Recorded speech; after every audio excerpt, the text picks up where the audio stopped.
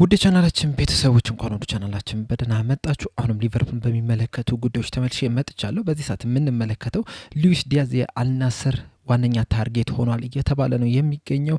ይሄ የምንመለከት ይሆናል። በተጨማሪም ዋታሮ ኤንዶ በቀጣይ አመትም በሊቨርፑል እቆያለሁ እያለን ይገኛል። እነዚህና ሌሎችንም ጨምሬ ይዤላችሁ መጥቻለሁ። እስከ መጨረሻ ደቂቃ ድረስ አብራችሁኝ እንድትቆዩ በአክብሮት ጋብዛለሁ። ሰብስክራይብ፣ ላይክ፣ ሼር እያደረጋችሁ የቻናሉ ቤተሰብ እንድትሆኑም በአክብሮት እጠይቃለሁ። አሁን በቀጥታ ወደ ያስኩላችሁ ጉዳዮች እገባለሁ። በመጀመሪያም የምንመለከተው እንግዲህ ዛሬ ሊቨርፑሎች አስቦት የሚያልፉት ቀን አለ። አሳዛኝ ቀን ነው ይሄ። ከ40 ዓመት በፊት በ1985 ሜይ 29 ላይ ሊቨርፑል ከጁቬንቱስ በሚያደርጉት የኢሮፓ ካፕ ፋይናል ጨዋታ ላይ እንግዲህ አደጋ ደርሶ ነበር። በዛም አደጋ 39 ሰዎች ህይወታቸውን ሊያልፍ ችሏል እና ያንን ቀን አስቦት እያለፉ ይገኛሉ። በዛ ምክንያትም እንግዲህ ሊቨርፑሎች ከአውሮፓ ውድድሮች ለ5 ዓመታት እንዲታገድም ሆኖ ነበረ። ያኔ እንግዲህ ሊቨርፑሎች በጣም ምርጥ በነበሩበት ጊዜ ነበር። በተከታታይ ዋንጫዎችን በሚያሸንፉበት ጊዜ ነበረ።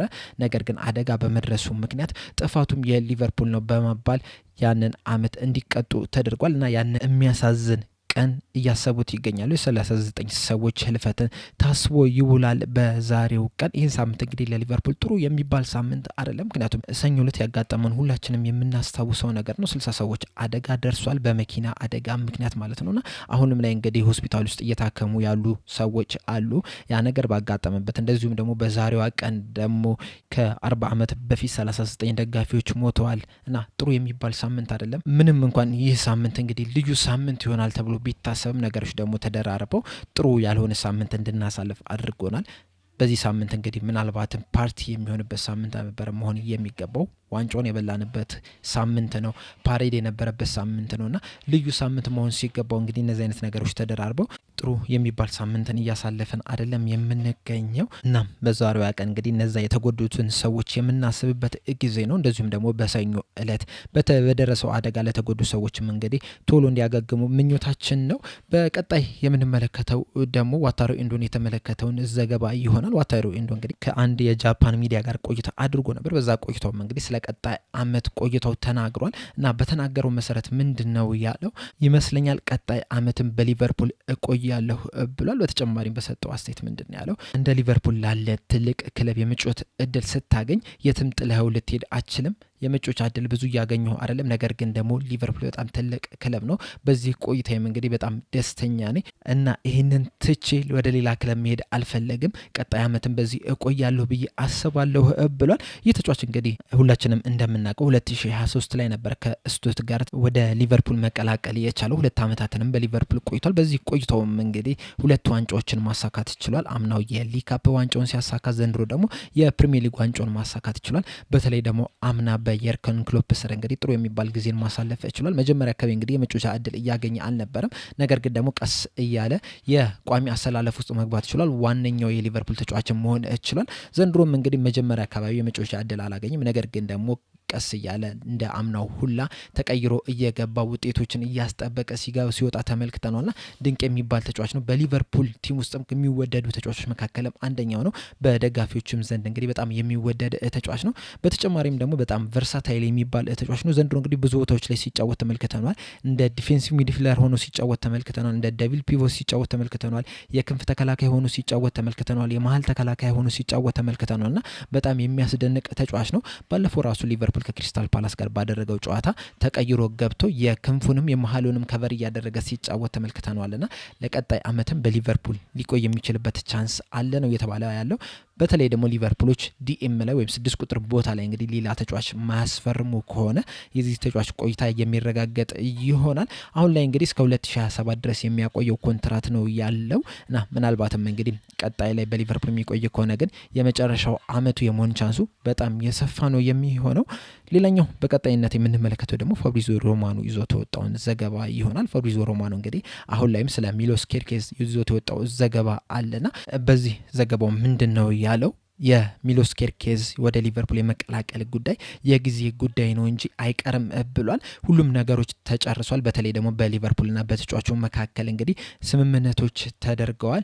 ምንም አይነት የኮንትራት ኢሹ አይኖርም ብሏል። ዋነኛው ነገር እንግዲህ በሊቨርፑልና በበርንማውዝ መካከል የሚደረገው ድርድር ነው እንጂ በተጫዋቹና በክለቡ መካከል ሁሉም ነገር አልቋል። ተጫዋቹም ወደ ሊቨርፑል መቀላቀል ይፈልጋል። በጣም ጓጉቷል ሊቨርፑልን ለመቀላቀል እያለን ይገኛል።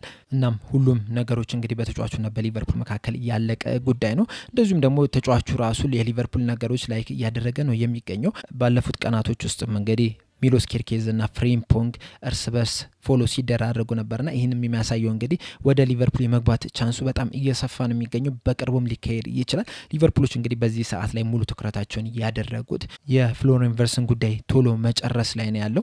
ልክ የሱን እንደጨረሱ ግን ሙሉ ለሙሉ ትኩረታቸውን የሚያደርጉት የሚሎስ ኬርኬዝን መጨረስ ላይ ነው እየተባለ ነው የሚገኘው። በእርግጥ በዚህ ሰዓትም ሊቨርፑሎች ከበርንማውዞች ጋር ግንኙነት አድርገዋል። ነገር ግን ደግሞ ሙሉ ለሙሉ ትኩረታቸውን ሰጥተው አይደለም እያደረጉ የሚገኙት።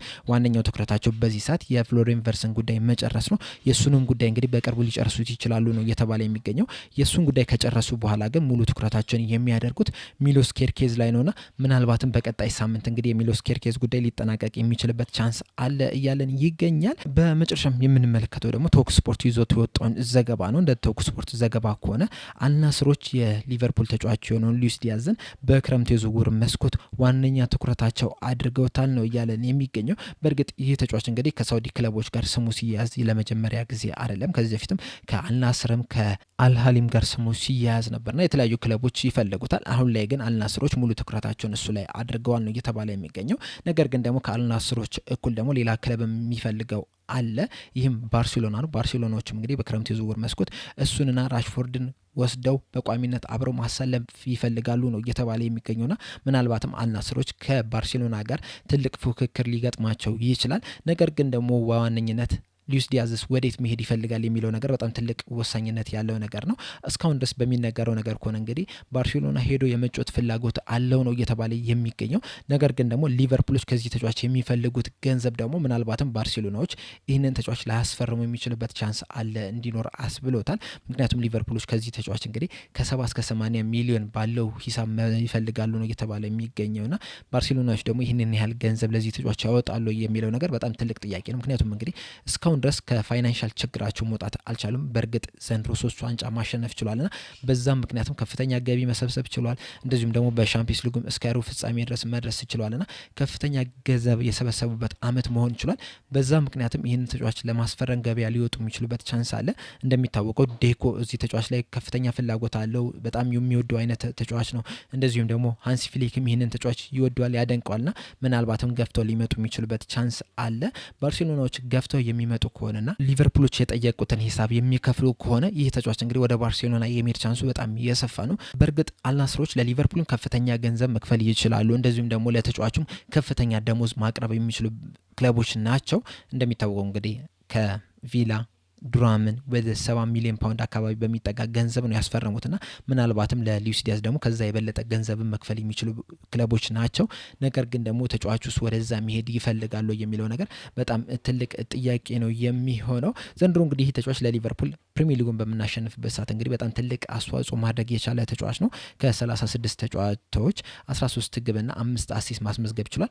ካለፉት አመታት ዘንድሮ እንግዲህ ያሳየው ብቃት የተሻለ የሚባል ነው። አጠቃላይ እንግዲህ ሊቨርፑልን 2022 ጃንዋሪ ላይ ነበር መቀላቀል የቻለው። ከዛ በኋላ እንግዲህ 5 ዋንጫዎችን ማሳካት ችሏል። አንድ የኤፍኤ ካፕ፣ 2 የሊግ ካፕ፣ 1 የኮሚኒቲ ሺልድ እና 1 የፕሪሚየር ሊግ ዋንጫዎችን ማሳካት የቻለ ተጫዋች ነውና ከሊቨርፑልም እንግዲህ ቢወጣም የሊቨርፑል ደጋፊዎች ያን ያህል ይቃወማሉ ብዬ አላስብም። ነገር ግን ደግሞ እሱ ከወጣ በኋላ የሱን ቦታ ማን ይተኳል የሚለው ነገር ትልቅ ጥያቄ ቢሆንም ማለት ነው። እና አሁን ላይ እንግዲህ ሁለቱ ክለቦች በጣም በከፍተኛ ፍላጎት አሳይተዋል ነው እየተባለ የሚገኘው ባርሴሎና እና አልናስሮች ደግሞ ዋናው ታርጌታቸው አድርገውታል።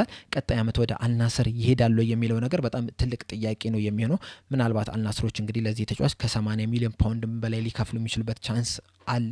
ሊቨርፑሎች እንግዲህ እንደዚህ አይነት ከፍተኛ ገንዘብ የሚያገኙ ከሆነ ይህንን ተጫዋች አይሸጡትም ተብሎ አይጠበቅም። ሊሸጡ የሚችሉበት ቻንስ በጣም ከፍተኛ ነው። በተለይ ደግሞ ከ70 ሚሊዮን ፓውንድ በላይ የሚያገኙ ከሆነ ይህንን ተጫዋች ይሸጡታል ተብሎ ነው የሚጠበቀው። በተለይ ደግሞ እድሜውን ከተመለከተን 28 አመት ላይ ደርሷል። ከዚህ በኋላ እንግዲህ በምርጥ ብቃቱ እንደ ሊቨርፑል አሰራር ከሆነ 2 አመትን ቢጫወት ነው። ከዛ 30 አመት ካለፈ ካለፈው በኋላ ሊቨርፑሎችም ብዙም ትኩረት አያደርጉም እንደዚህ አይነት እድሜ ላይ ለደረሱ ተጫዋቾችና ምናልባትም ይህንን ተጫዋች ሸጠው ሌላ ወጣት ተጫዋች የሚያመጡበት ቻንስ በጣም እየሰፋ ነው። ከዚህ በፊት እንግዲህ ከአንቶኒ ጎርደን ጋር ስማቸው ሲያያዝ ነበር፣ እንደዚሁም ደግሞ ከሊዮኑ ተጫዋች ፎፋና ጋርም ስማቸው ሲያያዝ ነበርና ይህንን ተጫዋች በመሸጥ ከነዚህ ከሁለት አንዱ ሊቨርፑሎች ሊያመጡ የሚችሉበት ቻንስ በጣም የሰፋ ነው። በዚህ ላይ እንግዲህ ያላችሁን አስተያየት እንዳለ ኮሜንት ሴክሽን ላይ በመጻፍ አሳውቁኝ። ሉዊስ ዲያዝ ወዴት ሊያመራ ይችላል? ወደ ባርሴሎና ወይስ ወደ አልናስር የሚለውን ነገር የእናንተን ግምት እዚህ ኮሜንት ሴክሽን ላይ በመጻፍ አሳውቁኝ። ሊቨርፑል ስንት ያገኛል የሚለውንም በዛው አያይዛችሁ ጻፉልኝ። ዛሬ እዚህ ላይ አበቃው። በቀጣይ በሌላ እስከምንገናኝ ድረስ ሰብስክራይብ፣ ላይክ፣ ሼር ማድረግ እንዳትረሱ። ቻው